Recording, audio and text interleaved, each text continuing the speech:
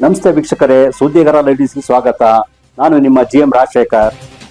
ಚಲಿಸುತ್ತಿದ್ದ ಕಾರೊಂದರಲ್ಲಿ ದಿಢೀರ್ ಬೆಂಕಿ ಕಾಣಿಸಿಕೊಂಡು ರಸ್ತೆ ಮಧ್ಯೆ ಸಂಪೂರ್ಣವಾಗಿ ಹೊತ್ತಿ ಉರಿದ ಘಟನೆ ಚಿಕ್ಕಮಗಳೂರು ಜಿಲ್ಲೆಯ ಕೊಪ್ಪ ತಾಲೂಕಿನ ನಾಗಲಾಪುರ ಗ್ರಾಮದಲ್ಲಿ ನಡೆದಿದೆ. ಬೆಂಗಳೂರಿನಿಂದ ಕೊಪ್ಪ ಸಮೀಪದ ನಿಲುವಾಗಿಲು ಗ್ರಾಮಕ್ಕೆ ಬರುತ್ತಿದ್ದ ಕಾರಿನಲ್ಲಿ ಈ ಅವಘಡ ಸಂಭವಿಸಿದೆ. ಶಾರ್ಟ್ ಸರ್ಕ್ಯೂಟ್ನಿಂದಾಗಿ ಕಾರಿನಲ್ಲಿ ಬೆಂಕಿ ಕಾಣಿಸಿಕೊಂಡಿರಬಹುದು ಎಂದು ಶಂಕಿಸಲಾಗಿದೆ. ಅದೃಷ್ಟವಶಾತ್ ಕಾರಿನಲ್ಲಿ ಬೆಂಕಿ ಕಾಣಿಸಿಕೊಳ್ಳುತ್ತಿದ್ದಂತೆ ಎಚ್ಚೆತ್ತ ಪ್ರಯಾಣಿಕರು ತಕ್ಷಣವೇ ಕೆಳಗಿಳಿದಿದ್ದರಿಂದ ದೊಡ್ಡ ಮಟ್ಟದ ಪ್ರಾಣಾಪಾಯದಿಂದ ಪಾರಾಗಿದ್ದಾರೆ. ಘಟನೆಯಲ್ಲಿ ಕಾರು ಸಂಪೂರ್ಣವಾಗಿ ಸುಟ್ಟು ಕರಕಲಾಗಿದ್ದು, ಸ್ಥಳಕ್ಕೆ ಧಾವಿಸಿದ ಅಗ್ನಿಶಾಮಕ ದಳದ ಸಿಬ್ಬಂದಿ ಬೆಂಕಿ ನಂದಿಸುವ ಕಾರ್ಯ ಯಶಸ್ವಿಯಾಗಿ ನಡೆಸಿದ್ದಾರೆ. ಈ ಕುರಿತು ಹರಿಹರಪುರ ಪೊಲೀಸ್ ಠಾಣೆಯಲ್ಲಿ ಪ್ರಕರಣ ದಾಖಲಾಗಿದೆ. ಹೊಸ ಗಾಡಿ ಕೊಡ್ಲೇಬೇಕು. ಅಕಸ್ಮಾತ್